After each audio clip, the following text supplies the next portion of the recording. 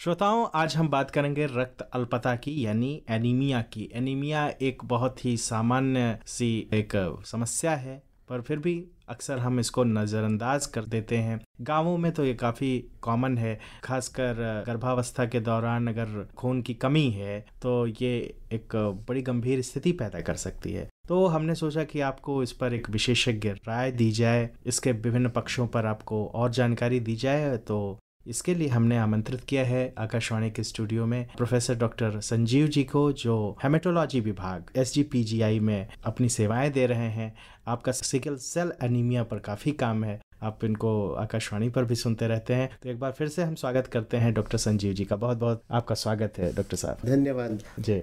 अब डॉक्टर साहब, हम अपने इस कार्यक्रम पर सीधा आते हैं। एनीमिया अक्सर हम लोग सुनते हैं, बहुत कॉमन टर्म है, बहुत कॉमन समस्या है, रोग है, ये तो आप अभी बताएंगे ही। तो आखिरकार एक्चुअली में एनीमिया क्या है, रक्त अल्पता? एनीमिया बेसिकली हमारे शरीर में जो ब्लड होता है उसके 3 मेन कंपोनेंट होते हैं, जिन्हें हम लाल रक्त कणिकाएं बोलते हैं या सफेद रक्त कणिकाएं बोलते हैं और प्लेटलेट बोलते हैं। तो एनीमिया बेसिकली लाल रक्त कणिकाएं जो होती हैं उनकी अगर कमी हो जाती है हमारे शरीर में तो उसे हम एनीमिया बोलते हैं। ये एनीमिया कई प्रकार के होते हैं, बट जो कॉमन एनीमिया होते हैं उनमें आयरन डिफिशियंसी एनीमिया सबसे कॉमन एनीमिया होती है। इसके अलावा विटामिन B12 की कमी से मेगालोब्लास्टिक एनीमिया, जो कि यूजुअली जो वेजिटेरियंस होते हैं उनमें पाई जाती है। अच्छा।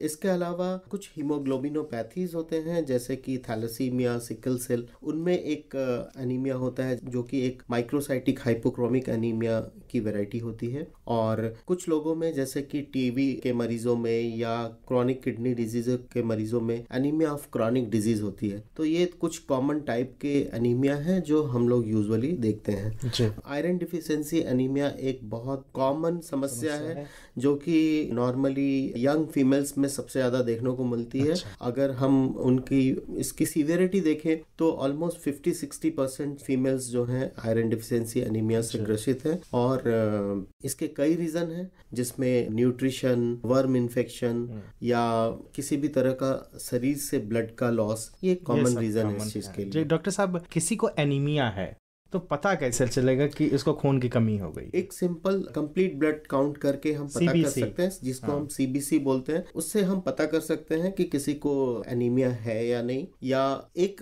पेरिफेरल स्मीयर नाम की जांच होती है, जिसमें हम एनीमिया के सब टाइप को भी पता कर सकते हैं कि ये किस टाइप का एनीमिया है। नॉर्मली हम CBC के अलावा, पेरिफेरल्स के अलावा CBC में हम MCV, MCH और MCHC, ये 3 चीजें देखते हैं, जिसमें कि हमें सेल्स की वॉल्यूम और उसमें हीमोग्लोबिन का क्या कंसंट्रेशन है वो चीज हमें पता चलता है। तो अगर RBC का साइज छोटा है तो उसको हम माइक्रोसाइटिक, और अगर उसमें हीमोग्लोबिन का कंसंट्रेशन कम है तो उसे हम हाइपरक्रोमिक। माइक्रोसाइटिक हाइपोक्रोमिक अगर एनीमिया है तो उसका कॉमन कारण आयरन डिफिशियंसी एनीमिया है। और अगर RBC का साइज नॉर्मल से बड़ा है, मैक्रोसाइटिक एनीमिया है, तो यूजुअली वो विटामिन B12 डिफिशियंसी की वजह से होता है।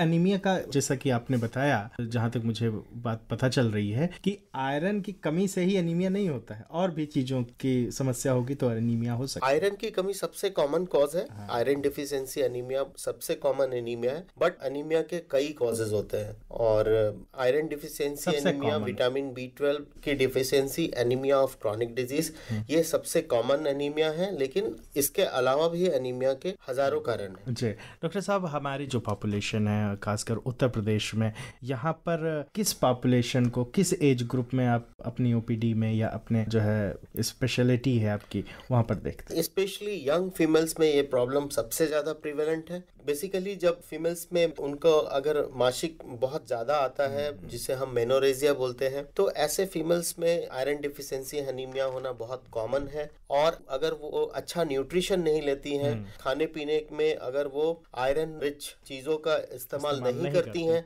तो फिर वो और गंभीर हो सकता है। और स्पेशली आजकल जो यंग स्टूडेंट्स वगैरह होते हैं वो जंक फूड्स वगैरह ज्यादा खाते हैं, हरी सब्जियां या ऐसी चीज जिनमें आयरन ज्यादा है वो अवॉइड करते हैं, तो इन लोगों को सबसे ज्यादा ये प्रॉब्लम होती है। तो यंग फीमेल्स जो है वो सबसे ज्यादा इसके शिकार है। जी डॉक्टर साहब, जब एनीमिया किसी को हो जाए तो उसका शरीर पर क्या प्रभाव पड़ता है? आरबीसी का जो मेजर काम होता है वो हमारे शरीर के सभी अंगों को ऑक्सीजन की सप्लाई करता है, और अगर ऑक्सीजन की सप्लाई नहीं मिलेगी तो जो सबसे ज्यादा प्रॉब्लम होती है, हमें थकान लगती है, हम बहुत जल्दी थक जाते हैं, कोई भी काम करने में हम थक जाते हैं, डे टू डे वर्क करने में भी हम थक जाते हैं। सीवियर एनीमिया होने पे सांस फूलने की शिकायत हो सकती है, ब्रेन में ऑक्सीजनेशन कम होने की वजह से चिड़चिड़ापन रहता है, हमारी भूख घट जाती है, या हम थोड़ा चीजें भूलने लगते हैं। तो ये सारी प्रॉब्लम एनीमिया की वजह से हो सकती है। डॉक्टर साहब, बच्चे भी आजकल, जैसे कि अभी आपने अपने उत्तर में बताया कि जंक फूड का बड़ा कल्चर है,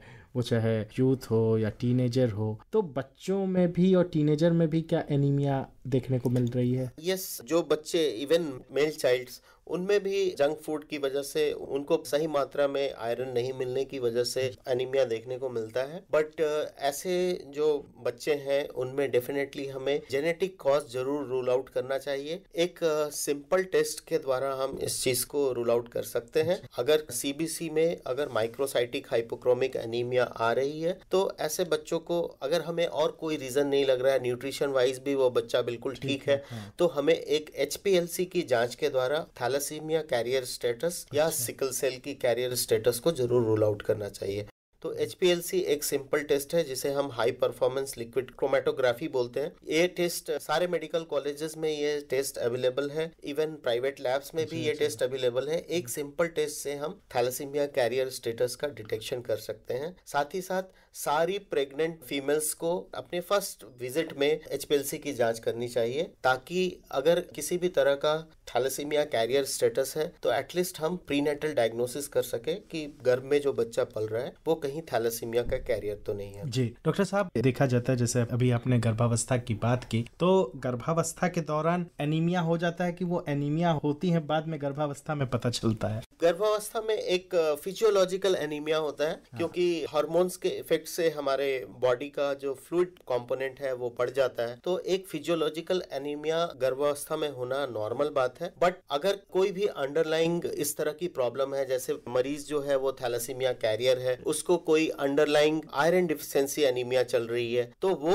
और ज्यादा सीवियर हो जाती है प्रेगनेंसी में। इसलिए नॉर्मली जो गायनेक डॉक्टर होती हैं वो प्रेगनेंसी के समय आयरन टैबलेट्स खाने के लिए एडवाइस करती हैं। तो क्या आयरन टैबलेट से कोई भी एनीमिया ठीक हो सकता है? सिर्फ आयरन डेफिशिएंसी एनीमिया ही आयरन खाने से ठीक हो सकता है, ये लोगों में एक भ्रांति है। अगर किसी भी तरह का एनीमिया है तो हम उनको आयरन रिच फूड देते हैं और हम चाहते हैं कि उससे एनीमिया ठीक हो जाए। अगर आयरन डिफिशिएंसी एनीमिया का कॉज है तो वो डेफिनेटली ठीक हो जाएगा। लेकिन अगर किसी और वजह से एनीमिया है, जैसे कि बोन मैरो काम नहीं कर रही है, एप्लास्टिक एनीमिया का पेशेंट है, खून नहीं बन रहा है, उसमें अगर आप आयरन रिच खाने को दे रहे हैं तो फिर उससे एनीमिया नहीं ठीक होने वाला है।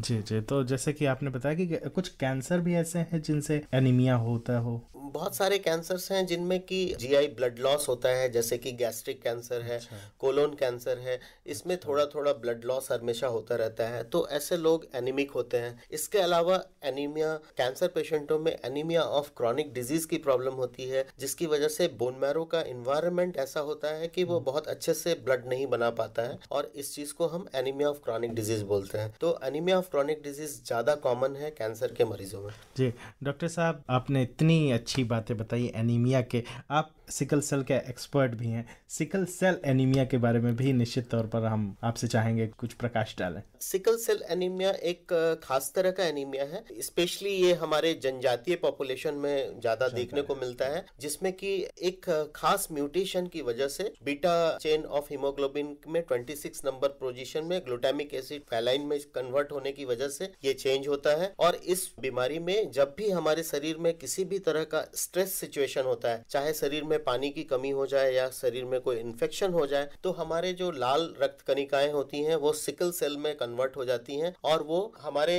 धमनियों में, जहाँ पे धमनियां काफी पतली हैं, वहां पे वो जाके फंस जाती हैं। तो स्पेशली वो वहां पे ब्लॉकेज करती हैं, और उसके बाद का एरिया जो है वो ब्लड सप्लाई नहीं मिल पाता है, और उसमें इन्फेक्शन होता है, जिसकी वजह से हमें पेन होता है। स्पेशली ये चीज जॉइंट्स में या फिर हमारे लंग्स के सर्कुलेशन में ये कॉमनली होता है, जिसकी वजह से हमें वैसो ऑक्लूसिव क्राइसिस या एक्यूट चेस्ट सिंड्रोम वगैरह देखने को मिलता है। डॉक्टर साहब, अब चलते चलते बस आपसे ये जानना चाहेंगे कि जैसे आपने लाइफ स्टाइल की बात कही और बहुत सारे शोध आ रहे हैं जिसमें ये पता चल रहा है कि हमारी जो वर्तमान लाइफ स्टाइल है वो हमारे स्वास्थ्य के लिए कहीं से ठीक नहीं है, बहुत कुछ उसमें जो है इंटरवेंशंस और बहुत सारे चेंजेस करने पड़ेंगे। तो लाइफ स्टाइल और एनीमिया का क्या संबंध है? खान पान और जो है हमारा चलना फिरना, एक्टिव रहना। एक्चुअली संतुलित आहार लेना बहुत जरूरी है, स्पेशली आयरन रिच डाइट जो है, खासकर लड़कियों को आयरन रिच डाइट लेना बहुत जरूरी है। हमारे कॉमन खान पान की चीजों में आयरन बहुत प्रचुर मात्रा में है अगर हम उसको सही से लें,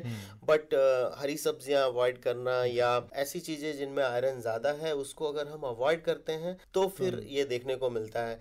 एक कॉमन प्रॉब्लम जब बच्चे ब्रेस्ट फीडिंग से फिर कंप्लीट डाइट की तरफ जब जाते हैं तो कई बच्चे लंबे समय तक मिल्क डाइट पे ही रहते हैं। तो ऐसे बच्चों को भी आयरन डेफिशिएंसी एनीमिया होने की संभावना रहती है। तो डाइट बहुत इंपॉर्टेंट है एनीमिया को रोकने में। ग्रामीण परिवेश में जो लोग ज्यादा हरी सब्जियां वगैरह खाते हैं उनको ये प्रॉब्लम कम होती है, और शहरी वातावरण में जहाँ पे लोग ज्यादातर हरी सब्जियां खाना कम पसंद करते हैं या डाइट में आयरन रिच चीजें नहीं लेते हैं, वहाँ ये प्रॉब्लम ज्यादा है। डॉक्टर साहब, आप अभी सभी सुन रहे थे हमारे श्रोता की डॉक्टर संजीव कुमार जी ने बहुत अच्छे से और एनीमिया के विभिन्न पहलुओं पर बात की। हमारे विशेष अनुरोध पर एक बार फिर से आप आकाशवाणी आए, आपका बहुत बहुत धन्यवाद।